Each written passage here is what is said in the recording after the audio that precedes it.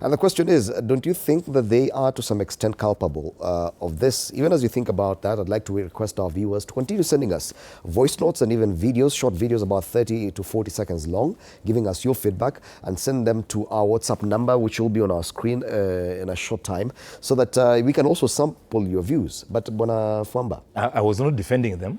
I was only saying that any allegations that come out must be based on evidence. But do you agree that police, to a huge extent, they should be held culpable? And that's why I said accountabilities are different levels. For example, if an OCS in Kisumu has failed to arrest goons who attacked Senator Ososi, you cannot blame that on the cabinet secretary or the IG or the PS.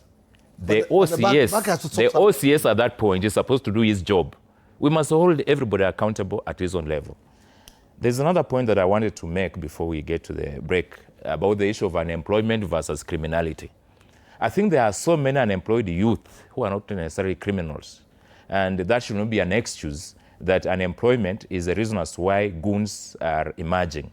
Goons are emerging because of lack of discipline and lack of respect of the rule of law, something that as a country must come together and ensure that we are there to the rule of law, because that's the only thing that makes us safe and equally subject to the law.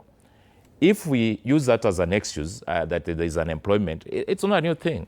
There is unemployment all over the world. And in any case, during President Ruto's regime, he has made some progress in terms of addressing that issue. So we must separate the issue of the youth in general terms, and then the goons who are just criminals who are out to cause harm. And sometimes these goons are not necessarily owned by one individual. They are there for hire. You'll hire them today, they go and commit a crime. Tomorrow, you'll be vulnerable, unable to pay them, and the opponent will hire them to come and beat you up. So this is something that politicians should join hands from all divides, all political divides, to ensure that we eliminate this kind of nonsense, so that we deal with the issues. That if you are looking for an elective position, like if you want to challenge your opponent, challenge that person on the issues. It's so unfortunate that we are trying to get towards elections in the name of trying to advance our manifesto. And then instead of discussing issues that affect wananchi, now the whole country is having a conversation around criminals and around goons, making them to look so important. And yet there are people who are supposed to be in jail. Okay. Not being subject of our discussions here. Yes, Madam President. Yeah, okay, so, I just went to the DCI because, we say the Kenya police and then you've got the DCI, right? So it's not the OCS and his team that are going to make the arrest, it's the DCI. And I've seen 3 days ago, the DCI actually said that the suspects have been arrested on the Geoffrey Asotsi case, and the pictures are there and they're going to be arraigned in court. Now, for me, I believe that the police are very clear that these are the suspects. The police have already made the arrest. The police are going to present them in court. I really, we did something. We adopted the Bill of Rights and into our constitution, and we allow even murderers who we have clear evidence to be, every offense is bailable. So I think we need to reach a point where certain offenses are not bailable. And I've seen some judges and magistrates making the discretion of not giving bail for whatever reason, but majority are giving bail. So we need to obviously look at that law, and of course it will be a constitutional amendment, so it will require a referendum. So by adopting the Bill of Rights, and I saw the President Ramaphosa of South Africa recently gave an executive order and said any offense to do with sexual gender-based violence where a woman is killed, raped, will not be bailable. You're known, you'll be locked up. So we need to figure out how we get around the Bill of Rights and the right of every citizen to bail, no matter the crime. But they've done that. But I would like to see this for every other case, whether opposition or government, every case of violence, the people that were identified should be actually charged. And the thing is, I want to tell the youth, I need to speak to the youth. If you were hired, do not allow yourself to go to jail alone. Say who hired you. Show the evidence of how you were hired. Because we need to both get the one who's hiring them and the youth who's hired. Because, everybody has to be accountable for their crime. So the one who hired, it's like we say, when it comes to corruption, it's the giver and the taker. So we need the same thing. It's the one who hired. And we need to see a few leaders. You said there was a clip circulating where somebody's asking for the goons who are tough and big. And, I really feel that person right, should already be arrested, all right, whoever it is, because you can't do that. You can't do that. You can't play and prey on youth who are unemployed. You can't be part and parcel of criminal activities. It's against the law. Yes.